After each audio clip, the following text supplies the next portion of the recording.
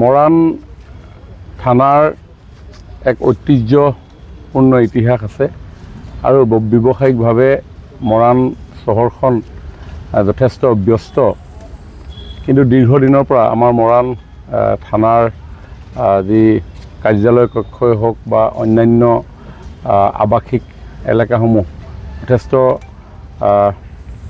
ব্যৱহাৰৰ অনুপযোগী হৈ থকাৰ পৰিপ্ৰেক্ষিতত আজি আমি প্ৰায় ৩-৪ মাহৰ আগত আমি এই থানা আমি পৰিদৰ্শন কৰিছিলোঁ আৰু পৰিদৰ্শন কৰাৰ অন্তত নতুন থানা ভৱন নিৰ্মাণৰ আমি সকলোৱে পোষকতা কৰিছিলোঁ আৰু গোটেই বিষয়টো আমি মুখ্যমন্ত্ৰী ডাঙৰীয়াক অৱগত কৰিছিলোঁ আৰু মুখ্যমন্ত্ৰী ডাঙৰীয়াই মৈত্ৰী আঁচনিৰ জৰিয়তে 2,15 লাখ টকাৰে নতুন মৰাণ থানাৰ ভৱন নিৰ্মাণৰ অনুমোদন দিয়ে আৰু সেই অনুমোদন ইতিমধ্যে প্ৰাপ্ত হৈ টেণ্ডাৰ হৈ গৈছে আৰু টেণ্ডাৰৰ অন্তত ইতিমধ্যে সেই টেণ্ডাৰ এলটমেণ্ট হ'ল।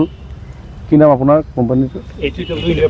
ATW ইণ্ডিয়া প্ৰাইভেট লিমিটেডে এই নিবিদা লাভ কৰিছে আৰু আজি জিলা আৰক্ষী অধীক্ষক, মই আৰু আমাৰ জনপ্ৰতিনিধিসকল, স্থানীয় ৰাইজ সকলোৰে উপস্থিতিত কোনডোখৰ ঠাইত আমি থানা নতুন ভৱনটো নিৰ্মাণ কৰিলে আমাৰ মাটি লোকচান নহয় এই বিষয়ে আমি চোৱা চিতা কৰোঁ।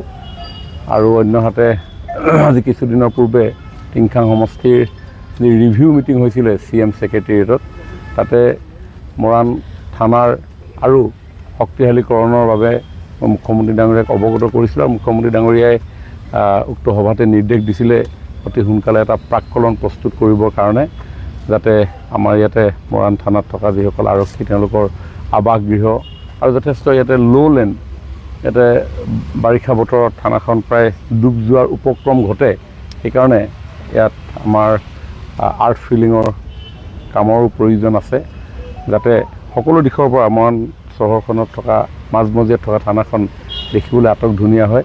তাৰ কাৰণে আমি আজি কিছু ক্ষেত্ৰভিত্তিক পৰ্যবেক্ষণ কৰোঁ আৰু অহা 17 ছেপ্টেম্বৰ আমাৰ দেশৰ মাননীয় প্ৰধানমন্ত্ৰী নৰেন্দ্ৰ মোদী ডাঙৰীয়াৰ জন্মদিন আৰু সেই জন্মদিনৰ দিনাই আমি মৰাণ থানাৰ নতুন ভৱনৰ শুভাৰম্ভ কাম কৰিম। ইতিমধ্যে এই ক্ষেত্ৰত যাৱতীয় ব্যৱস্থা ল'বৰ কাৰণে যি প্ৰতিষ্ঠানে নিবিদা লাভ কৰিছে তেওঁক আহ্বান জনাইছে। মৰাণ থানা আধা আহিলা কৰিবলৈ আহিছে আৰু কোনে উঠি যাব, কোনে দেখোঁ মৰাণ থানা, সেইবিলাক নজনা নুশুনা মানুহৰ কিছুমান কথা হ'ব পাৰে। মৰাণ থানাখন নতুনকৈ বনাবৰ কাৰণে আমি টেণ্ডাৰ হ'ল 2,15 লাখ টকা, SPA মই আহি জেগা চাইছোঁহি, এইবিলাক নাই, এইবিলাকৰ ওপৰত কমেণ্ট নিদিওঁ।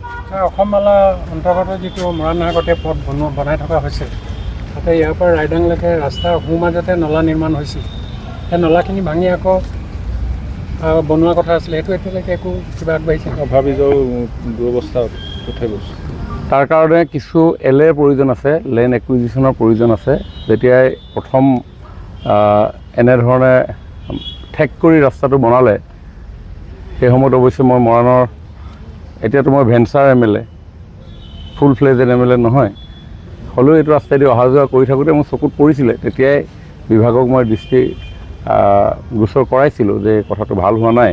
পৰৱৰ্তী সময়ত আমাৰ যোগেন মোহন ডাঙৰীয়া, মই, চক্ৰধৰ গগৈ সকলোৱে বিষয়টো আমি চালোঁ, চোৱাৰ পিছত যাতে চহৰৰ সোমাই যোৱা পথখিনি আৰু বহল কৰিব পাৰি তাৰ কাৰণে আমি ব্যৱস্থা গ্ৰহণ কৰিছোঁ আৰু এই ক্ষেত্ৰত মুখ্যমন্ত্ৰী ডাঙৰীয়াকো দৃষ্টিগোচৰ কৰিছোঁ। মুখ্যমন্ত্ৰী ডাঙৰীয়াই বহল কৰিবৰ কাৰণে ইতিমধ্যে নিৰ্দেশ দিছে, তাৰ কাৰণে বিভাগে পৰ্যবেক্ষণ কৰিছে আৰু জিলা আয়ুক্তক যদি ক'ৰবাত প্ৰয়োজন সাপেক্ষে লেণ্ড একুইজিশ্যনৰ দৰকাৰ হয় তাৰ এটা প্ৰপ'জেল দিবলৈ কৈছে আৰু লেণ্ড একুইজিশ্যনৰ প্ৰপ'জেল ইতিমধ্যে প্ৰস্তুত কৰিছে আৰু সেই লেণ্ড একুইজিশ্যনৰ প্ৰপ'জেল এপ্ৰুভ হ'লে আমি লেণ্ডসমূহ একুৱায়াৰ কৰিব পাৰিম আৰু পৰৱৰ্তী সময়ত যি নলাৰ বহলীকৰণৰ যিটো কাম সেইটো আমি কৰিব পাৰিম বুলি ভাবিছোঁ।